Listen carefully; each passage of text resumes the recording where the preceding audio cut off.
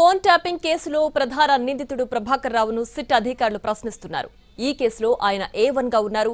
ప్రభాకర్ రావు విచారణ తర్వాత కీలక విషయాలు బయటపడతాయని సిట్ అధికారులు భావిస్తున్నారు. సిట్ విచారణలో ఫోన్ ట్యాపింగ్ కేసులో ప్రభాకర్ రావు పాత్రపై కూడా స్పష్టత రానుంది. ఇప్పటికే ఈ కేసులో నిందితులుగా ఉన్న ప్రణీత్ రావు, భుజంగరావు, తిరుపతి రావులను సిట్ విచారించింది. వారిచ్చిన స్టేట్మెంట్ ఆధారంగా ప్రభాకర్ రావును ప్రశ్నించబోతున్నారు.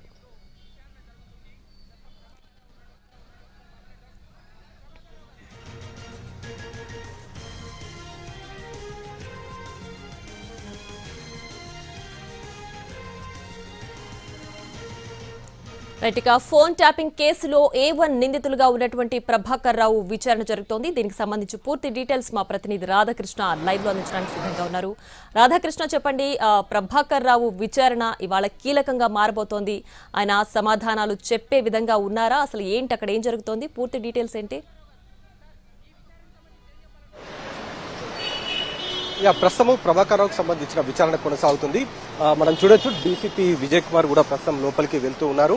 ఈ కేసుకు సంబంధించిన దాంట్లో మొత్తం 5 సభ్యుల బృందం ఉంది సిట్కి సంబంధించి. ఇందులో ఏసీపీ జూబ్లీహిల్స్ ఏసీపీ అతను ఈ కేసుకు సంబంధించిన సిట్ అధికారిగా ఉన్నారు. మిగతా 4 అధికారులు కూడా ప్రస్తుతం ప్రభాకర్ రావును విచారిస్తున్నారు. మొత్తం 5 సభ్యుల బృందం ప్రస్తుతం ప్రభాకర్ రావును అయితే విచారిస్తుంది. ఇందులో ప్రధానంగా ఈ కేసుకు సంబంధించిన అంశంలో ఇప్పటి వరకు గత ఏడాది మార్చి నుండి కేసు నమోదైంది. మార్చి 10న కేసు నమోదైనప్పటి నుంచి కూడా సేకరించిన ఎవిడెన్స్, అలాగే క్లూస్ టీమ్ కి ప్రధానంగా 50కి పైగా కూడా హార్డ్ డిస్క్లను ధ్వంసం చేయమంటూ ప్రభాకర్ రావు ఆదేశాలు జారీ చేశారు తమకంటూ కూడా. ఈ కేసులో మొదటగా అరెస్ట్ అయిన అప్పటి డిఎస్పీ ప్రణీత్ రావు ఇచ్చిన విచారణలో అతను చెప్పిన సమాచారం ఆధారంగా కేసు దర్యాప్తు ప్రారంభం కావడం జరిగింది. ఇప్పటి వరకు 50 హార్డ్ డిస్కులు వీళ్ళు మూసి కింద తగలబెట్టామని చెప్తున్నారు. అక్కడ 50 హార్డ్ డిస్కులలో కొన్నిటిని స్వాధీనం చేసుకుని ఫోరెన్సిక్ కూడా పంపించడం జరిగింది. వాటికి సంబంధించిన రిపోర్ట్స్ ప్రస్తుతం సిట్ అధికారుల దగ్గర ఉన్నాయి. అలాగే ఫోన్ ట్యాపింగ్లకు సంబంధించి టెలికాం సర్వీస్ ప్రొవైడర్స్ ఏవైతే ఉంటాయో వాటి దగ్గర నుండి ఇప్పటికే డాటాను కూడా తెప్పించుకున్నారు. వీటితో పాటుగా ఇప్పటి వరకు అరెస్ట్ అయిన 4 అధికారులు ఎవరైతే బెయిల్ పైన ఉన్నారో, ఇందులో ప్రధానంగా డిఎస్పీ ప్రణీత్ రావు కావచ్చు, తిరుపతన్న, భుజంగరావు, అలాగే టాస్క్ ఫోర్స్ మాజీ డీసీపీగా ఉన్న రాధాకృష్ణ రావు, వీళ్ళు అరెస్ట్ అయిన సందర్భంలో వాళ్ళు ఇచ్చిన స్టేట్మెంట్ ఒకటి. అలాగే శ్రవణ్ రావు ఈ కేసులో ముందస్తు బెయిల్ పొందాడు. ఇతను కేసు నమోదైన తర్వాత విదేశాలకు పారిపోయాడు. ఆ తర్వాత కోర్టు అతనికి ఆదేశాలు జారీ చేయడంతో, నాట్ టు అరెస్ట్ అంటూ ఆదేశాలు జారీ చేయడంతో అతను విచారణకు రావడం జరిగింది. అతను చెప్పిన సమాధానాల ఆధారంగా ప్రస్తుతం ఈ 5 ఇచ్చిన స్టేట్మెంట్స్, టెలికాం సర్వీస్ ప్రొవైడర్స్ ద్వారా లభించిన ఎవిడెన్స్, అలాగే హార్డ్ డిస్క్ల నుంచి వచ్చిన ఎవిడెన్స్, ఫోరెన్సిక్ సైన్స్ ల్యాబ్ నుండి వచ్చిన వీటన్నిటి ఆధారంగా ప్రస్తుతం ప్రణీత్ రావు ముందు వాటన్నిటిని కూడా ఉంచి విచారించబోతున్నారు. ప్రధానంగా ఈ కేసులో అసలు ముందుగా అతను ఏం చెప్పాలనుకున్నాడు? ఎందుకంటే 2023లో జరిగిన ఎన్నికల సందర్భంలోనే ఈ మొత్తం ఫోన్ ట్యాపింగ్ వ్యవహారం అంతా కూడా జరిగింది.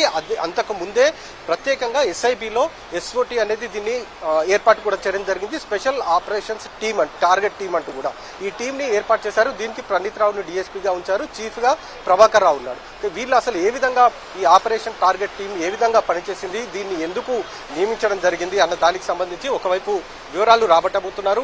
ఎవరు చెప్తే ఈ టీంని ఏర్పాటు చేశారు, ఫోన్ ట్యాపింగ్ చేసిన సందర్భంలో అసలు ఫోన్ నెంబర్లు వీళ్లకు ఎవరు ఇవ్వడం జరిగింది, సొంతంగా ఫోన్ నెంబర్లు తీసుకున్నారా? ఎందుకంటే సహజంగానే ఫోన్ ట్యాపింగ్ వ్యవహారంలో మామూలుగా ఏ ప్రభుత్వం అయినా సరే, ఏ రాష్ట్రంలో అయినా సరే, ప్రతిపక్ష సంబంధించిన వాళ్ళు కావచ్చు, తమ గురించి వ్యతిరేకంగా మాట్లాడే వాళ్ళకి సంబంధించిన ఫోన్లు ట్యాప్ చేస్తారన్న అభియోగాలు చాలా వరకు మనకు వినపడుతూనే ఉన్నాయి. కొన్ని ఆధారాలు కూడా మనకు తెలుస్తూనే ఉన్నాయి. ఆ సందర్భంలోనే ఈ కేసులో కూడా ఫోన్ ట్యాపింగ్ సంబంధించిన దాంట్లో అప్పుడు ప్రధాన ప్రతిపక్ష పార్టీకి సంబంధించిన వాళ్ళయి, అలాగే కొంతమంది జడ్జీలే కూడా వీళ్ళు ఫోన్లు ట్యాప్ చేసినట్లు కూడా గుర్తించారు. కాబట్టి అసలు ఇవన్నీ ఎవరు చెప్తే ట్యాప్ చేశారన్న దానికి సంబంధించి ప్రభాకర్ రావును వివరాలు అడిగి తెలుసుకోబోతున్నారు. అలాగే ప్రణీత్ రావు ఇందులో 50 హార్డ్ డిస్క్లు తాము 2023లో ధ్వంసం చేశాము, అది కూడా ప్రభాకర్ రావు చెప్తేనే చేశామని చెప్పారు. కాబట్టి దానికి సంబంధించి ఎవరు చెప్తే ఇవన్నీ కూడా ఎవిడెన్స్ పూర్తిగా ధ్వంసం చేసే ప్రయత్నం చేశారు, ఇవన్నీ కూడా అతన్ని వివరాలు రాబట్టే ప్రయత్నం చేశారు. రైట్ రాధాకృష్ణ, అయితే ఈ కేసులో ఫోన్ ట్యాపింగ్ కేసులో ఆల్రెడీ విచారణ ఎదుర్కొన్న ప్రణీత్ రావు కావచ్చు, భుజంగరావు కావచ్చు, తిరుపతి కావచ్చు, వీళ్ళందరూ కూడా ప్రభాకర్ రావు ఆదేశాలతోనే మేము ఈ పని చేశామని చెప్తున్నారు. మరి ఇప్పుడు ప్రభాకర్ రావు ఎవరు ఆదేశాలతో చేశారు అన్న విషయాలు అసలు ఆయన వెల్లడించే అవకాశం ఉందా? ఎందుకంటే నన్ను అరెస్ట్ చేయకపోతే నేను ఈ విచారణకు సహకరిస్తాను అన్నట్టు చెప్పారు. సో అంటే ఒకవేళ అరెస్ట్ ఉంటే గనక నేను సహకరించను అనే విధంగా దీన్ని అర్థం చేసుకోవాలా? ఈ కేసులో ఒకటి అంటే ఇతను ప్రభాకర్ రావుని చివరిగా అంటే అతన్నే మెయిన్ ముఖ్య కేంద్రంగా అతన్నే చేశారు కాబట్టి అతను ఏం చెప్తాడు అనేది ఇంపార్టెంట్. అంటే ఒకవేళ తాను విచారణలో ఇప్పుడు ప్రస్తుతం ప్రభాకర్ రావు విచారణలో పోలీసులకు ఎవరైతే సిట్ అధికారులు ఉన్నారో వాళ్ళకి తాను స్వయంగా తానే ఈ ఫోన్ ట్యాపింగ్లు చేయించాను, ఎందుకంటే తాను ఎస్ఐబిలో పనిచేస్తున్నాను కాబట్టి ప్రభుత్వ వ్యతిరేకంగా ఎవరైనా పనిచేస్తే వాళ్ళకి సంబంధించిన సమాచారాన్ని తాము అప్పటి ప్రభుత్వంలో ఉన్న పెద్దలకు అందజేయాల్సి ఉంటుందనేది చెప్పే అవకాశం కనబడుతుంది.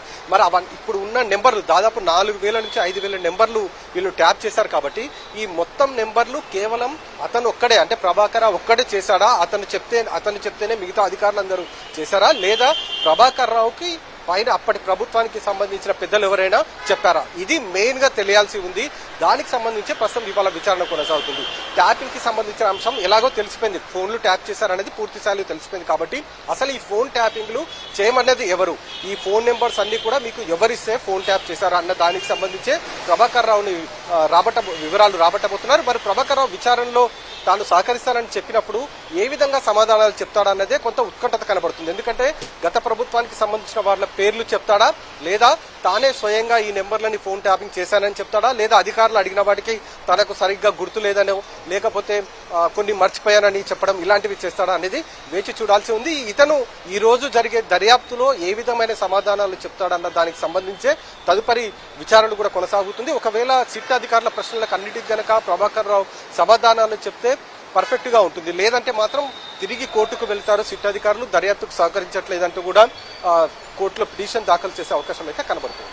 రైట్ రాధాకృష్ణ, అయితే విచారణలో ఎలాంటి ప్రశ్నలకైనా గుర్తులేదు లేదంటే దాటవేయడం కానీ చెప్పొచ్చు, ఎవరు ఆదేశించారు అన్న క్వశ్చన్కి మాత్రం ఆయన ఖచ్చితంగా ఆన్సర్ చేయాల్సి ఉంటుంది.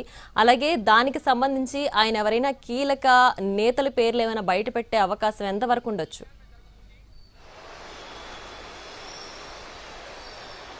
అదే ఇప్పుడు మొత్తం కూడా సస్పెన్స్ కొనసాగుతుంది. ప్రభాకర్ రావు ఏం చెప్తాడు ఇవాళ విచారణలో, ఎందుకంటే దాదాపు కేసు నమోదైన తర్వాత నుండి అతను అమెరికాకు పారిపోయాడు, 14 నెలల తర్వాత ఇప్పుడు ఇండియాకి తిరిగి వచ్చాడు.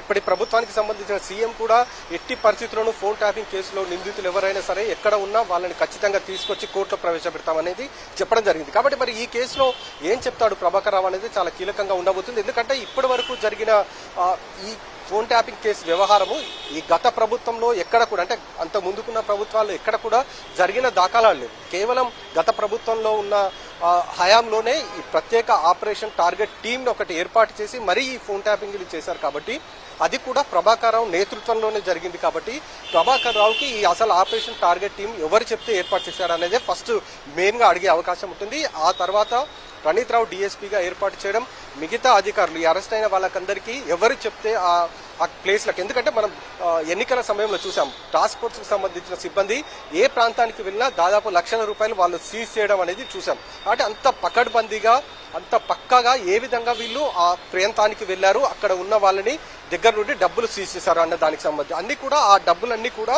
ప్రస్తుత ప్రభుత్వంలో ఉన్న అధికార పార్టీకి సంబంధించిన వాళ్ళే. కాబట్టి అది ఏ విధంగా వీళ్ళు ఇంత ఈజీగా వెళ్ళి పట్టుకోగలిగారు అంటే ఖచ్చితంగా వీళ్ళు ట్యాపింగ్లు చేశారు అనేది ఒకటి ఉంటుంది. అలాగే ఎవరెవరు ట్యాపింగ్ చేయాలన్న దానికి సంబంధించి పైనుంచి ఆదేశాలు వస్తేనే వీళ్ళు చేసే అవకాశం ఉంటుంది అనేది కూడా మనకు తెలుస్తుంది. ఎందుకంటే కింది స్థాయికి సంబంధించిన పార్టీలకు సంబంధించిన వాళ్ళ వ్యవహారం ఏదైతే ఉంటుందో అది పోలీసుల వరకు చేరే అవకాశం ఉండదు. కానీ పార్టీలలో తిరిగే వాళ్ళకు మాత్రం ఖచ్చితంగా ఏ పార్టీకి సంబంధించిన నాయకుడు ఎక్కడ ఉంటాడు ఆ ఎన్నికల సమయంలో అనేది ఇరు వర్గాలకు సంబంధించిన పార్టీలకు సంబంధించిన నాయకులకు తెలిసి ఉంటుంది. వాళ్ళు సమాచారం చెప్తేనే ఈ అధికారుల వరకు చేరుతుంది. ఆ తర్వాత ట్యాపింగ్ వ్యవహారం అనేది కొనసాగుతుంది. కాబట్టి ఖచ్చితంగా గత ప్రభుత్వానికి సంబంధించిన వాళ్ళలో ఎవరో ఒకరు వీళ్ళకు ఆదేశాలు జారీ చేసి ఉంటారు కాబట్టే ఫోన్ ట్యాపింగ్ చేశారనేదే ఇప్పటి వరకు కూడా పోలీసులు భావిస్తున్నారు. కాబట్టి ఆ విషయాన్ని మొత్తాన్ని కూడా ప్రభాకర్ రావు నోటి నుండి చెప్పించే విధంగా ప్రస్తుతం అయితే పోలీసులు ప్రశ్నలు అంటే సిట్ అధికారులు ప్రధానంగా ప్రశ్నలకు సంధించబోతున్నారు. ఇవాళ విచారణలో అదే టార్గెట్ గా పెట్టుకొని ప్రస్తుతం సిట్ అధికారులు ప్రశ్నించనున్నారు. Right Radhakrishna, thanks.